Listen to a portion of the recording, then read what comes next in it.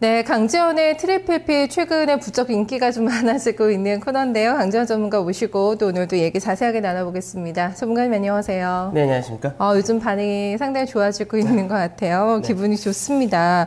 해외 증시 움직임을 보면은 급하게 막 많이 먹고 좀 소화를 시키는 것 같다. 좀 이런 느낌이 들거든요. 오늘도 네. 뭐 크게 뭐는 없었어요. 지수상으로는요. 네. 네. 지수상으로는 이제 큰 변동사항은 없고 이제 한번 급등이 나오고 나서 숨고르기 양상이 계속해서 유럽과 미증시 나타난 모습이었는데 이제 숨고르기 양상이 나오면서 이제 어느 약간의 이제 앞서 ECB에서의 정책 회의라든지 그리고 이번에 미국에서의 양적 완화라든지 여기에 대해서 잡음이 계속해서 좀 나타나고 있다라고 보시면 될 것 같습니다. 이제 먼저 어저께 유럽 증시를 좀 더 살펴보자면은 유럽 증시 같은 경우는 스페인에 대해서 이제 우려감이 좀 확대가 되는 그런 모습이 어제와 그제 이틀 동안 나타난 모습이었는데요. 이로 인해서 어느 정도 차익 실현 물량까지도 출회가 되는 그런 모습이었습니다.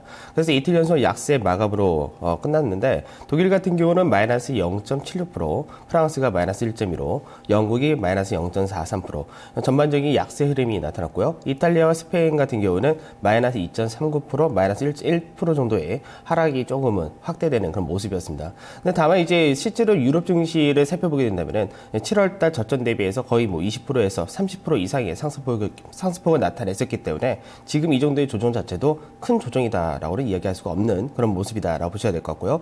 이제 종목별로 업종별로 살펴보게 된다면은 그동안 계속해서 강세를 띄웠던 것이 바로 은행 세트였었죠. 그러다 보니까 어저께는 도이치뱅크라든지 코메르츠, 소시아타제네랄라든지 로얄뱅크 같은 은행주들이 중심으로 약세 흐름을 나타냈고요. 그 다음에 원자재 관련주와 경기 민감주 역시 차익 실현 물량이 출하가 되면서 역시 약세로 마감이 되는 모습이었습니다. 네. 애플이 결국에는 700달러를 돌파를 했습니다. 어제 장중에는 못 갔어요. 네. 시간 내에서는 못 가고 시간 외 거래에서는 700달러를 돌파를 하면서 기대감이 상당히 높았는데 결국에는 또 700달러를 찍었습니다. 여기가 끝이 아니겠죠. 애플의 주가 흐름 향방 어떻게 예상하세요?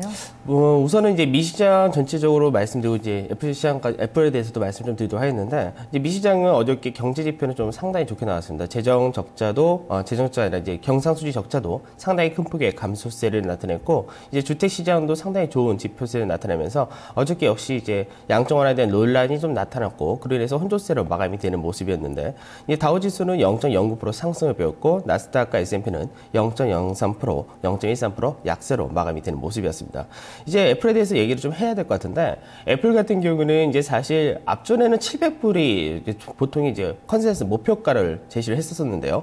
애플의 아이폰 5가 출시가 되기 직전에 이제 애플에 대한 주가 목표치를 750불로 상향을 해 놓은 상태입니다. 그렇기 때문에 애플에 대해서는 지금 최근 들어서 애플의 아이폰 5가 신제품 이제 인터넷 판매 자체가 200만 대를 돌파를 하면서 굉장히 좀 판매 자체가 뭐 신기로 나타낼 것이다 라는 전망이 계속해서 나오고 있는데요. 그래서 애플의 주가는 계속해서 강세를 띠고 있다라고 보시면 될 것 같습니다. 근데 이제 애플이 700불을 넘어서서 과연 어디까지 가느냐가 더 중요할 것 같은데 지금 현재 앞서서 말씀드렸듯이 750불 정도로 이제는 단기적인 목표가로 제시가 되어 있는 상태인데 애플의 주가가 언제까지 계속 올라갔다라고는 말씀 못 드릴 것 같습니다. 제가 볼 때는 사실 애플은 이제 어느 정도 이제 비중을 축소를 해야 되는 구간이 아닌가라도 판단하고 있는데 최근에 증시의 흐름이 워낙에 좀 강한 모습을 보이고 있고 특히나 연말까지 해서 계속해서 소비 시즌이기 때문에 이런 전기전자 제품이 계속해서 판매가 좀 확대될 수 있는 구간인 만큼 애플의 목표 주가가 750불 여기까지 딱 본다라기보다는 하반기까지 연말까지는 어느 정도 이 강세 흐름이 이어지지 않을까 그렇게 전망을 해보고 있습니다. 네, 뭐 미국장을 보면은 지표도 상당히 좋았고요. 애플도 사상 최고가를 찍었고 이런 것에 비해서 별 움직임은 없었고 미국에 비해서는 유럽장은 조금 많이 밀린 거거든요. 네. 스페인이 아무래도 좀 문제가 됐을까요? 네, 아무래도 이제 스페인에 대해서 시장에서 좀 이제 다시금 논란의 소지가 나타나고 있는데요. 사실 스페인에 대해서 이제 유럽에서는 계속해서 이야기를 하는 것이 구제금융을 신청해라라고 이제 약간의 압박을 하고 있다라고 보시면 될 것 같습니다. 특히 어제 같은 경우는 스페인 은행들에 대해서 부실 규모가 이제 발표되었었는데 앞전에 6월 달에 발표했을 때보다 오히려 증가세를 보이면서 총 부채가 이제 거의 뭐 9.9%에 육박한 수준이다라고 발표가 되었습니다. 그만큼 스페인 은행들에 대한 부실 채권이 계속해서 확대되는 그런 흐름이기 때문에 어느 정도 전면적 구제 금융을 받아야 되는 것이 아니냐 이런 얘기가 계속해서 나오고 있는데 실제로 이제 ESM이라든지 국채 무제한 매입 프로그램 같은 이런 방화벽을 설치해 놓은 상태이기 때문에 빨리 신청을 하라는 건데 여기에 대해서 스페인 정치권에서는 사실 좀 반대를 하고 있다라고 보셔야 될 것 같습니다. 아무래도 그리스의 강도 높은 긴축이라든지 이런 모습을 보게 된다면은 스페인도 역시 추가적인 긴축을 한다는 거에 대해서는 정치권에서 상당히 좀 문제서 어느 정도 정치권에 좀 민감한 문제가 될 수도 있고 스페인 국민들 역시 지금 현재 상황에서 추가적인 긴축을 한다면은 상당히 좀 반발심이 좀 세게 나올 수 있기 때문에 스페인 당국 계속해서 좀 이 부분에 대해서 아직까지 신청 여부를 결정하지 못했다, 아직 안 했다라고 발표를 했습니다. 그래서 이제 그런 부분을 나타내고 있면서 계속해서 좀 재고 있다라고 봐야 될 것 같은데 그 와중에서 어저께 40유로 유로 규모의 단기 국채를 또 발행을 했습니다. 근데 최근 들어서 스페인의 국채 수익률 자체가 하향 안정세를 좀 띄고 있었기 때문에 낙찰 금리는 당연히 하락세를 보이면서 성공적으로 발행이 됐고요. 그래서 스페인의 10년물 국제 수익률이 전일 같은 경우는 6%를 다시 넘어가는 흐름이 나타났었는데 어제 같은 경우 다시 하락세를 보이면서 5.89%로 내려가는 그런 모습이었습니다. 그래서 스페인에 대해서는 이제 구제금융 신청하라는 이 잡음이 계속해서 좀 나타나지 않을까 그렇게 전망이 되고 있는데 그렇다고 해서 앞서 이제 스페인에 대해서 재정 위기가 다시 확대가 되고 유로존이 다시금 위험해진다라는 생각은 안 하시는 것이 좋을 것 같습니다. 단순히 지금은 앞서 제가 말씀드렸던 대로 ESM과 그리고 ECB의 무제한 국채 매입이라는 방화벽이 설치가 되어 있는 상태에서 이제 이거를 신청하냐 안 하냐의 자본 정도로 생각을 하셔야지 이 부분이 다시 불확실성을 확대시키고 리스크를 높이는 그런 요인은 아니다라고 보셔야 될 것 같습니다. 네, 단기 국채 발행하는 데는 성공을 했는데 21일에 또 10년물 장기 국채를 봐야겠죠. 10년물 또 국채 발행할 예정입니다. 시장의 좀 평가를 확인해 볼 수가 있을 것 같은데요. 이 결과를 좀 체크를 해봐야 될 것 같습니다. 일단 나오고 있는 뉴스를 보니까요. 융커 의장이 매우 혹독한 조건을 붙이겠다. 스페인 구제금융에 이렇게 좀 얘기를 했거든요. 스페인 쪽에서는 계속해서 근데 너무 시간을 끌고 있으니까요. 또 보는 사람 입장에서는 답답하고 이런 건데 계속 이렇게 시간을 끌고 좀 재미어서 뭔가 얻을 수 있는 게 있는 건가요? 아니면은 너무 좀 구제금융에 대한 그 조건에 대해서 좀 우려를 하면서 계속 이렇게 좀 발을 빼고 있는 걸까요? 그러니까 아무래도 이제 구제금융 신청하게 된다면 좀 더 좋은 조건을 받고 싶은 것이 이제 정치권의 입장이고요. 그리고 그 외적으로도 지금 현재 스페인이 약간 급해질 이유가 사실 없어졌습니다. 왜냐하면은 앞전처럼 스페인의 국채 발행 금리라든지 현재의 그 10년물 국채 수익률이라든지 이런 부분이 7%를 넘어가고 6.6% 중반 이상 굉장히 좀 비쌌을 때는 스페인이 급했었지만 지금 이제 5%대 후반이기 때문에 스페인 입장에서도 지금 어느 정도 시장 자체적으로도 자금을 조달할 수 있기 때문에 지금 급하게 보지 않고 어느 정도 이제 좀 더 좋은 조건을 받기를 원한다는 거죠. 그렇기 때문에 결국은 지금 이제 스페인의 정치권에서 어떤 입장으로 이제 시장 표명을 할 것이냐가 중요하다라고 보셔야 될 것 같습니다. 네. 미국 쪽에서 나왔던 지표 조금 더 자세하게 얘기를 좀 해볼게요. 사실 QE3를 쓴 거는 실업률 때문이었잖아요. 네. 고용시장이 너무나 지금 약화되어 있기 때문에 살리기 위한 조치였다고 얘기를 했는데 그 외 지표들 보면은 좀 괜찮아지고 있는 게 좀 확인이 되고 있거든요. 경상수지 적자도 좀 많이 줄었죠. 네, 경상수지 적자가 이제 사실 시장에서 전분기에는 약 1,336억 불 정도 적자였었고 시장에서 예상치는 이번에는 적자가 축소되어서 1,250억 불 정도 되지 않을까 전망했었는데 1,174억 불로 축소되었기 때문에 상당히 좀 크게 축소폭이 나타났다고 보시면 될 것 같습니다. 수출이 계속해서 좀 원만하게 진행이 되고 있었고요. 반대로 최근 들어 3분기 동안에는 계속해서 이제 3분기 전까지 유가 자체가 계속해서 하락세를 보였기 때문에 에너지 수입이라든지 이쪽에서 큰 폭의 감소세를 나타냈던 점이 미국의 경상수지 적자를 크게 줄이는 그런 역할을 했다라고 보시면 될 것 같고요. 그 외적으로도 이제 어저께 뉴욕 연방은행 총재인 더들리 총재가 이제 양적 완화는 필요한 조치였다. 그리고 상황에 따라서는 자산 매입 규모를 확대할 가능성까지 있다고 하면서 계속해서 양적 완화에 대해서 어느 정도 긍정적인 부분에 대해서 언급을 했고 당연히 필요한 조치였다라는 언급을 했습니다.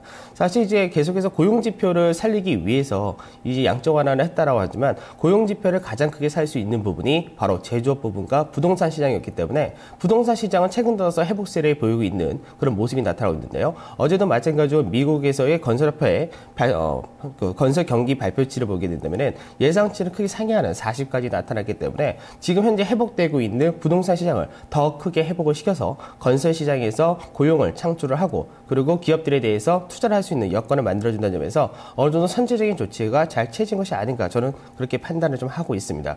그 외적으로 이제 유럽에서 이제 또다시 계속해서 은행 감독기구 설립에 대해서 이제 약간 난항을 겪고 있었는데 어제 같은 경우는 영국이 이제 찬성을 하는 입장을 표명했기 때문에 사실 앞서 비유로존 국가인 영국 같은 경우는 이 은행 감독기구에 대해서는 반대를 하는 입장이었는데 오히려 이제 찬성을 들어왔기 때문에 처음에 이 은행 감독기구를 제안했었던 독일이 과연 어떤 입장을 표명할지가 이제 중요하다라고 보시면 될 것 같습니다. 그 외에 이제 전반적인 상품 시장을 좀 이야기를 하자면은 어제 같은 경우는 유로화가 소폭 약세로 마감이 되면서 달러화가 반대로 반등이 나왔고 이제 유가 같은 경우는 지금 현재 실물 경기가 아직까지 좀 위험하다라는 계속해서 이제 언론에서 발표가 나오고 있고 이제 원유 재고 역시도 증가할 것으로 전망이 되면서 유가는 이제 어저께 다시 1% 이상의 하락세가 나타나면서 95불선에서 마감이 되는 모습이었고요. 그 외적으로 금은 동 같은 금속 관련주들은 전반적인 보합권 마감을 보였고 농산물 가격은 사실 이제는 좀 하락세로 들어가는 그런 모습을 띠고 있습니다. 네.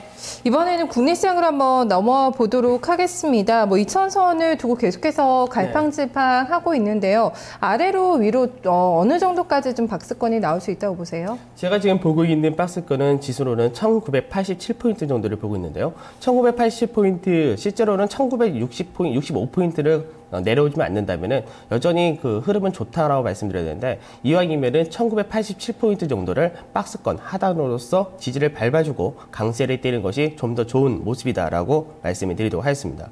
계속해서 이 숨고르기 장세는 2000포인트를 중심으로 해서 나타나고 있는 그런 모습인데 여전히 외국인들의 매수세와 그 기관 투자자 특히 투신권에서의 매도세가 상당히 좀 눈에 띄는 그런 모습입니다. 근데 이제 어저께 이제 외국인 같은 경우는 어저께뿐만 아니라 사실 최근 들어서도 7월 달부터 계속해서 매수를 하는 방식이 시총 상위 대형주를 계속해서 매수를 한다는 거죠. 그만큼 시총 대표주에 대해서는 매수를 한다는 것은 나중에 배당 문제도 있지만 시장에는 그만큼 우리나라 시장에 대해서 긍정적인 관점을 가지고 있다는 관점인데 반대로 투신권 같은 경우는 펀드 환매라는 여파도 있겠지만 펀드 환매가 들어온 것 이상으로 현재 매도를 상당히 좀 크게 하고 있는 그런 모습입니다. 역시 시총 상위주를 중심으로 매도를 하고 있기 때문에 아무래도 시장에서 외국인과 기관들의 굉장히 엇갈리는 시각이 여전히 나타나고 있다고 보셔야 될 것 같고요.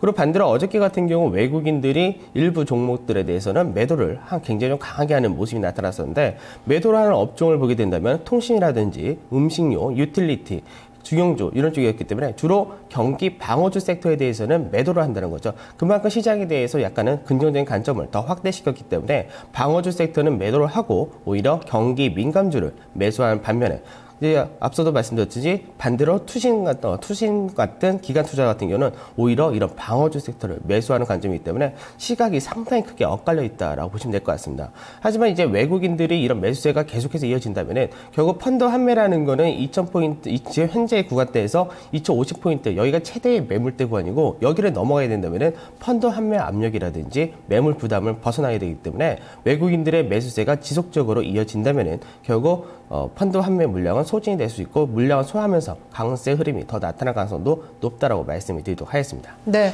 지금 뭐 사고 파는 거에서도 그렇고 그 안에서 종목들이나 업종을 봐도 외국인과 기관이 상당히 다른 길을 가고 있다는 점을 체크를 해주셨는데요. 네. 지금 하시는 얘기를 들어보면 외국인들을 좀 따라가야 된다 이쪽으로 좀 말씀해주고 계신 거죠? 네. 그러니까 시장을 좀 크게 보는 입장에서 사실 외국인들의 투자가 어떤 방식으로 들어오는지를 봐야 되는데 외국인 같은 경우는 사실 급하게 매매를 하지 않습니다. 그러니까 어떤 종목을 매수를 한다 하더라도 그 종목을 계속해서 매수하면서 주가를 끌어올리는 그런 효과를 나타내기보다는 외국인은 차분하게 계속해서 매수를 하고 시장을 좀 크게 보기 때문에 큰 그림을 볼 때 뭐 3개월 뒤, 6개월 뒤에 흐름이 좋을 종목들에 대해서 어느 정도 선침해를 한다고 보시면 되는 반면에 기관 투자자 같은 경우 약간은 공격적인 매수를 할 때 공격적인 매수를 하면서 시세를 끌어올리기 때문에 단기 시세를 노리기에는 사실 기관 투자자들이 매수하는 종목들을 따라가는 것이 가장 단기적으로 좋은데 이제 전반적인 큰 추세를 놓고 이야기한다면 그때는 외국인 투자자들의 전망을 따라가시는 것이 좀 더 투자에 좋다고 말씀을 드리도록 하겠습니다.